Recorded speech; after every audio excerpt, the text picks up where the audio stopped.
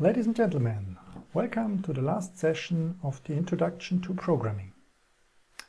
Finally, we combine everything we learned so far into one example. If you understand everything that I will show you in this example, then you really have a very good foundation in scripting.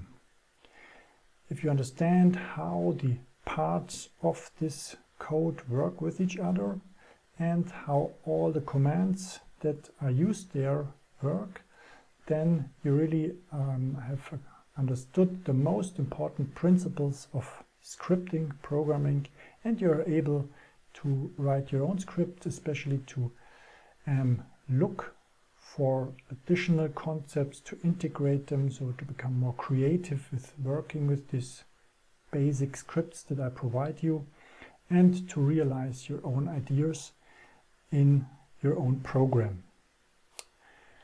Okay, let's start with our example. I will show you how, starting from a grid of rectangles, the example that you already know, how to implement it, how it works. And this time we will grow the rectangles until they intersect with each other. It's a very simple example once again, but it shows you some of the very important additional aspects. We will introduce a do-while loop where we use other loops inside to manage our growth process, and especially we will look into lists to manage our objects if we want to remove elements while we use this list. So sounds relatively trivial, but it's not that easy as you may imagine. Now let's look into Rhino Grasshopper again. So please open the basic concepts file that we used so far and enable the example number 7. I simplified the code a little bit to show you the initial setup where we start from. If you double click on the code window, it opens our script window and we see what it creates. It's a grid of rectangles, squares in this case again, and it's created with the nested for loop, which you already know. In the nested for loop we have our own function that we call here the create rectangles. If I move downwards, you see how it works. So this is the part you're already very familiar with, because we used this in the two examples in before, using the I and K iterating variable to control the coordinates of our rectangles. We have here also the MaxRandom variable that generates random width parameters that we will need later again. Okay, now let's move upwards again.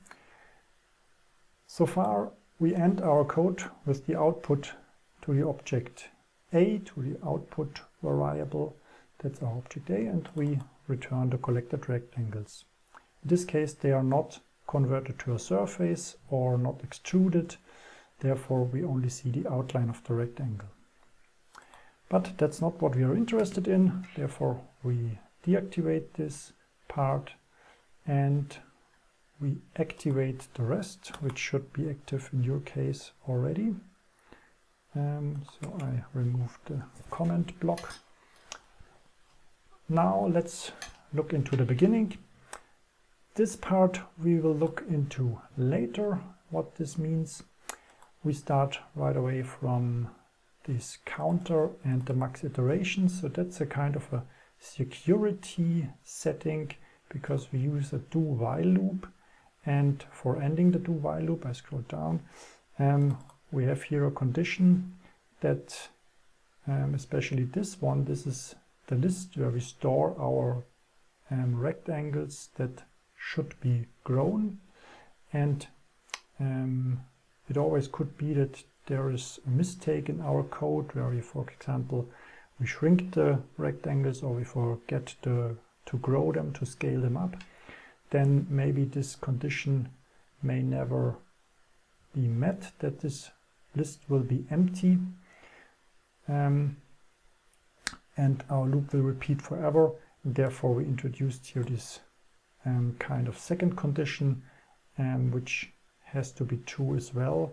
Means if our counter is bigger than the max iterations that we defined, we will not repeat our while loop. So it only repeats until as long as the counter is smaller than the max iterations. If you go up, max iterations is 30. So in maximum we do 30 growth steps. Okay, but let's look into more interesting things. Here we start a do loop, and as already mentioned, you see here this bold marked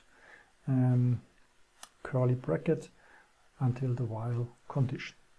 Inside the do loop we have a for loop, so we can also have we can nest a for loop inside the do loop. And what you see later here, we can then in the for loop have a for each loop. So we have a do loop which contains a for loop which contains a for each loop. And various if conditions you'll find here as well. That's what we will look step by step, and I will explain you the parts that you are not familiar with. Okay, you know how to create a rectangle. In this case we don't create it, and we have created it, and we stored it in the grow candidates list, which you see here. The grow candidates list is our list of rectangle 3D, and in this case we copied the collect rectangles that we've used here. That's the first list where we collected all these rectangles.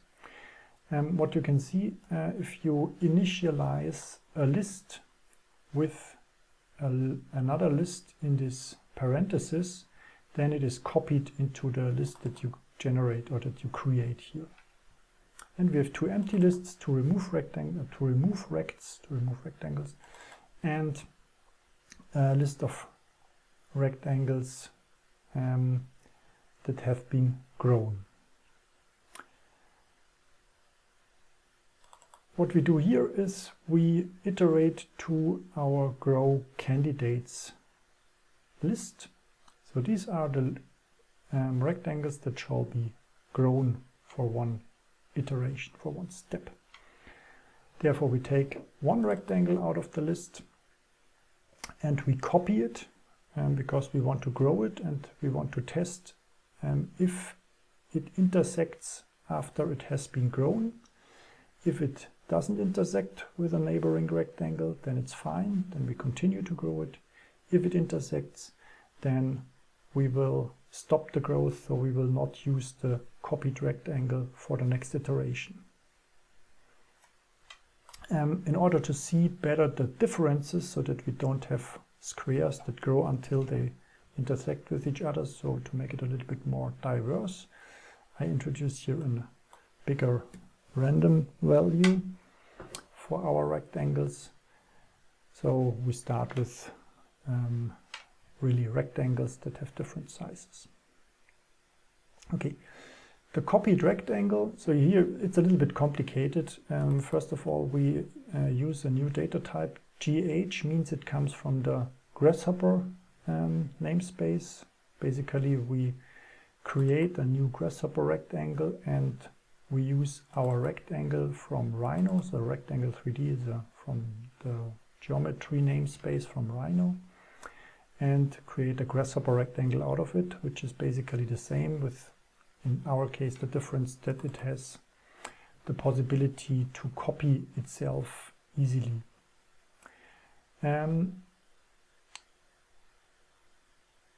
After we created a new instance of this rectangle, which we do with this new rectangle, then we have a copy, which is the GH rectangle, and this once again we cast. So we have here this method that we want to cast our rectangle to this copied rectangle which we initiated here. So we create a new rectangle 3D object. As mentioned, it's a little bit complicated, but that's based on that's caused by the methods or the possibilities to work with the individual objects. And here we use this way to copy a rectangle. Now, what we want to do is we want to scale our rectangle. We use the rectangle that we've copied, therefore it's called copy rectangle, and we transform it. The transform command, that's what you've already seen in our last exercise, in the last session. And here we use, instead of rotate, we use scale. And the scale command, it needs a center from which it scales. So we use the center point of our rectangle. And this is the scaling factor, means 1.1. It scales it up by 10%. In the next step, we check for the intersection. So we take our rectangle and test if it intersects with all the existing rectangles. Therefore, we create a variable, a Boolean variable, where we will store if our rectangle intersects with another one.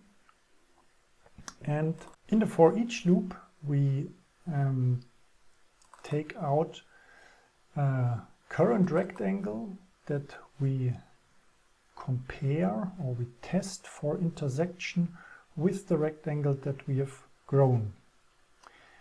First of all, in the if condition, we check if this test rectangle is not comparing itself with a rectangle at the same location, so more or less with itself, which we can test if we check if the current rectangle has the same center point as the rectangle we compare it with the rectangle that we have grown. Here you see we use the curve rect, which was the original rectangle from which we scaled up. We could also use the copy rect. This wouldn't make a difference. It's the same center point of the copy rect and the curve rect. This is just scaled the copy rect. Okay, so if this condition is not true, so if this center is not this center, so you write this by this syntax, means is not equals with each other, to each other, then we can start an intersection check. Therefore, we create an intersection event, which is this variable. So the keyword var you can use for all kind of variables. So you don't need to specify what kind of data type it is. It will be done by C# automatically based on the type that you return from a function. So in my case, I have this curve intersection function or method, and this returns an intersection event. And the compiler knows what I will return, so I can also use this variable. I could also replace it by the individual data type, but in this case I do this with this more flexible type. But in any case I have to know what it is, because as you see down here, I will use the variable and I have to know, for example, that this is not an integer variable, because then I couldn't ask about the length of a list. So it's a kind of a collection that I can use. But first of all, let's look into the more interesting thing. It is the intersection class. You will find it again in the Rhino geometry namespace.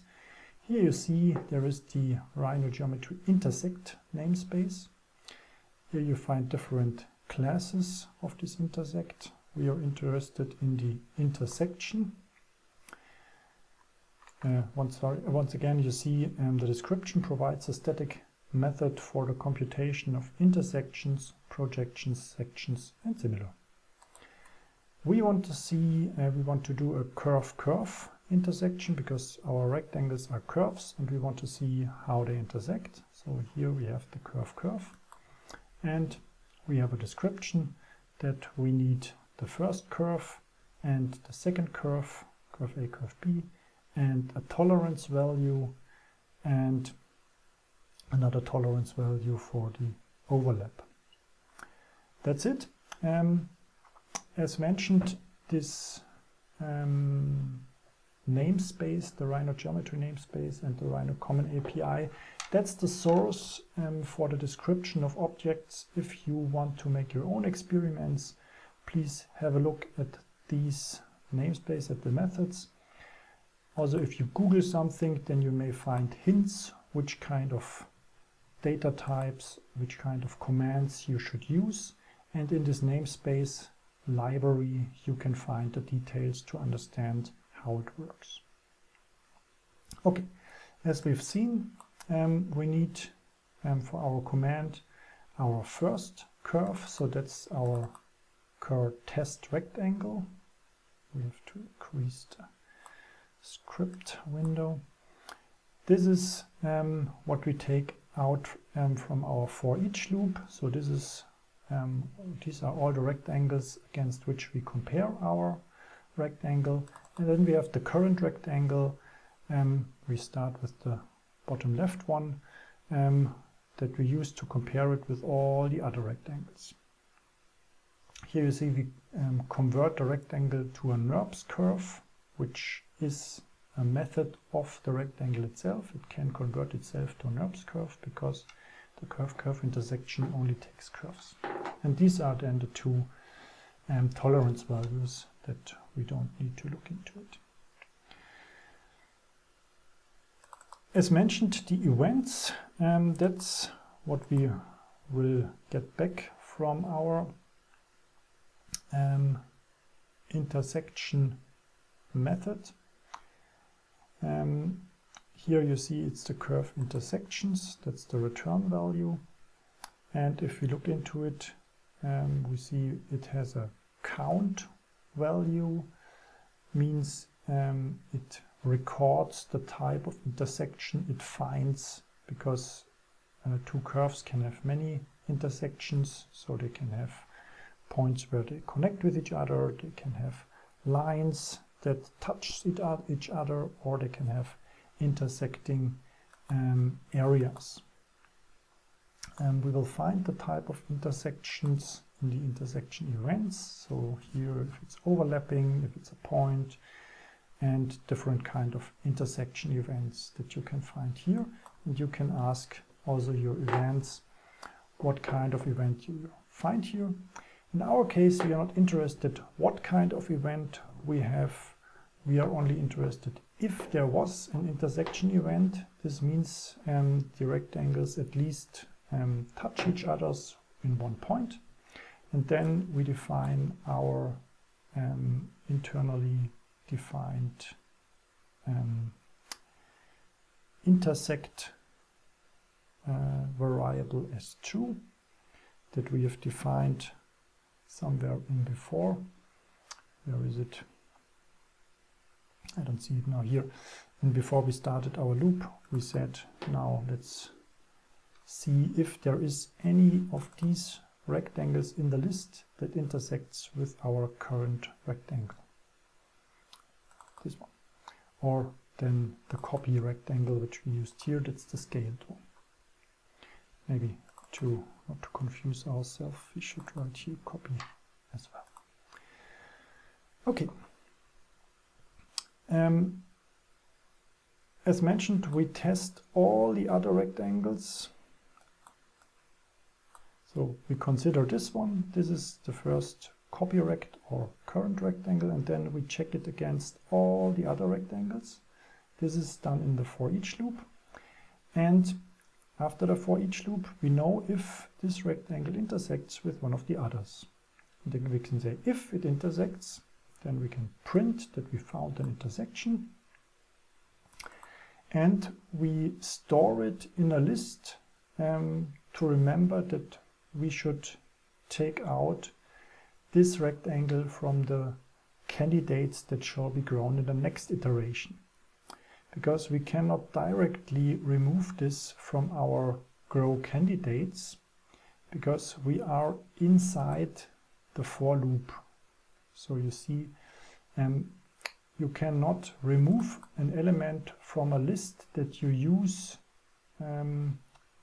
for or in a for loop.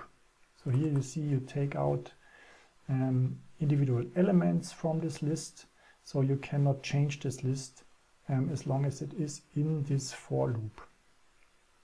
Therefore, we need to remember that we want to remove it after this for loop has finished.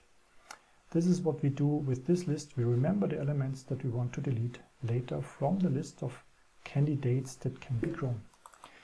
And we put the same rectangle into another list, which is the list of rectangles that have been grown.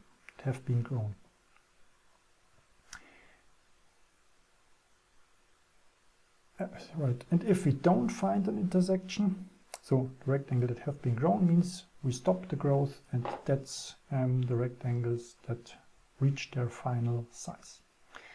If there is no intersection, this means this rectangle can grow on, so it can still be scaled up in the next iteration. We put it into the grow candidates.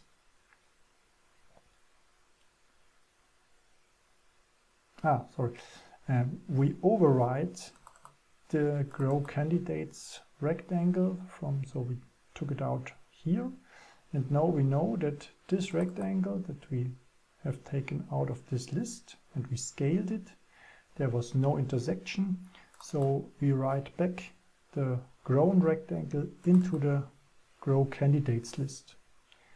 This is important because in the next iteration you want to grow it to the next step.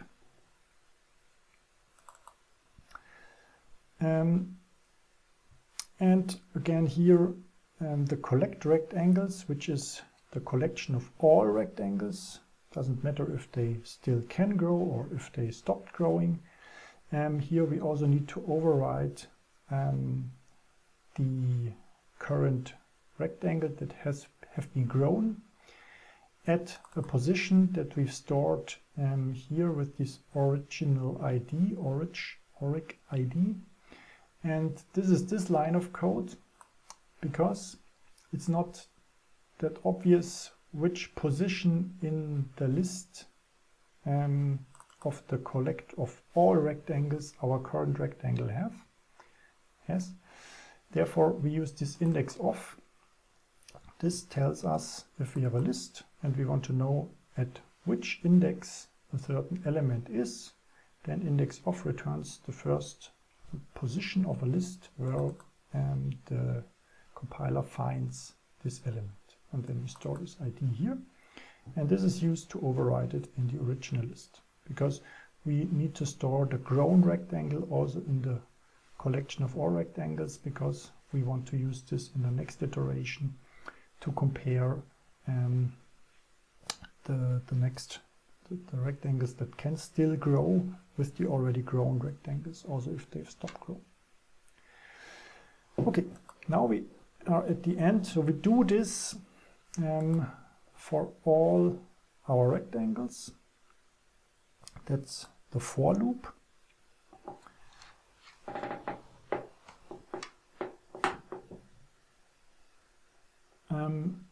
So we started with the bottom left rectangle, and now we go to the second and the third and the fourth and the fifth. This is done in the main for loop. And for each rectangle that we pick, we compare it with all the other rectangles again and again in the for each loop. So we always compare it if one of these rectangles that we iterate in the for loop intersects with one of the others that we check in the for each loop. We could also do this in a simplified way, that if we, for example, know that we are looking at this rectangle, we could, if we would implement it in a smarter way, only check the directly neighboring rectangles, which we can compute with I and K coordinate to save these relatively time-consuming intersection commands. But in our case, I only wanted to show you how you can compare elements with a set of elements of which you don't know if they intersect with each other. So it's not about making the code efficient, it's to explain the principle. Good. After we have done this for all our rectangles once in the first do while loop, we know which rectangles intersect with others, and now you remember we have stored the rectangles that intersect with others in the toRemoveRects list, and now we have a for each loop, and we say from our grow candidates list, which in the beginning contains all rectangles, we remove the rectangles that are in the toRemoveRectangles list. And with the for each loop, we take out the first one, remove it, take out the second one, so we don't know how many we have in there, but we iterate through all of them with the for each. And finally, we only have the rectangles that shall not be deleted, means which don't intersect with another rectangle, in our grow candidates list. Okay, and here we only print in which iteration we are, and we increase our security counter that we don't grow forever if something goes wrong, for example with our scaling. And in the end, we ask if there are any candidates that shall be grown. So these are the grow candidates. If we have elements in our list, and if our security counter is still smaller than the max iterations, then please do the whole thing once again. So start again with the do. And then we start with the scaled rectangles that don't intersect and do the same thing once again until there is no rectangle left that can be grown. And in the last part of the code, we just extrude the rectangles to extrusion objects. You've seen it already, how this works.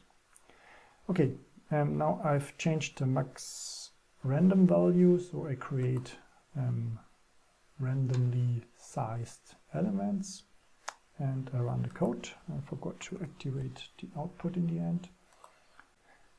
You will see that the rectangles that I created in the beginning, they start with a randomly assigned width and size value, width and height value. Therefore, these are irregular rectangles. And if we zoom in, they increase their size until they intersect with another rectangle. Here, for example, you see they sometimes also have a distance to each others. This is because I only add them to the final outcome as long as there is no intersection. So this means this rectangle, if it would grow by the scaling factor 1.1, it would already intersect with one of its neighbors. So here as well, so you'll see there's always a very small gap between the rectangles if you zoom in. That's because we've forbidden that they really intersect with each other. That's what happens with the code. So you grow the rectangles as long as they intersect with another one. And this principle of intersection, we can also use it for including external rectangles. That's what we do in this line of code. Add the input rectangle, which we can load from the outside, to the list of rectangles that blocks the growth from others. So you see I add them to the collect rectangles list after I have copied them to the grow candidates list. That's important, otherwise I would grow this rectangle as well, but I don't want to grow the rectangle that I draw here. So let's do this here, and if we select it, and here I have this geo component, I can set one geometry, then I referenced it to this component, and I can link it to my input. And what happens is, you see, it blocks the neighboring rectangles from the growth, so it keeps kind of a corridor free. And this is because I put it into the collect rectangles list. That's all I need to do. The rest is handled by the algorithm because it's a rectangle, not one that I created, one that I referenced. And then it already has this nice function or feature that it blocks the others. So I can also move it around, and you see it always works. If they overlap, this is the initial state. So if the rectangles have this size at the beginning, then they stop their growth, but they are already intersecting, but they don't shrink if they intersect. This is something that we would need to implement if we want to avoid this completely. Also, if I put it over the center points of the rectangles, then they are not grown from the beginning on, but they are still there. So I would need to add something that shrinks or removes rectangles if they intersect with an existing one. But that's something that you could do in your experiments with the code. Okay, so to wrap up, what you have seen here is a repetition of many things that you have already seen, that you have already learned, that you already know, where you have hopefully already experimented with. So you should have a good feeling of the nested loops, calling a function. But what you have learned today is more complex structure of your code, where you have more of these loops and if conditions put inside each others, and how you use lists to manage your data, to in our case remove elements while you work with them inside. A for loop means while you manipulate them, you change the sizes of a list. So that's very often very useful, and you have now a first insight how you can work with it. This code is also a very good basis for a lot of things that we will do later on. And as mentioned at the beginning, it shall serve as a basis, as an entry step, an entry point for you to write your own scripts and to give you at hand the most important functions, the most important features that you can have in a programming language. Because all these elements, you find them in a very similar form in different languages, in Visual Basic, in Python, which you can use, and both of them you can use in Grasshopper as well.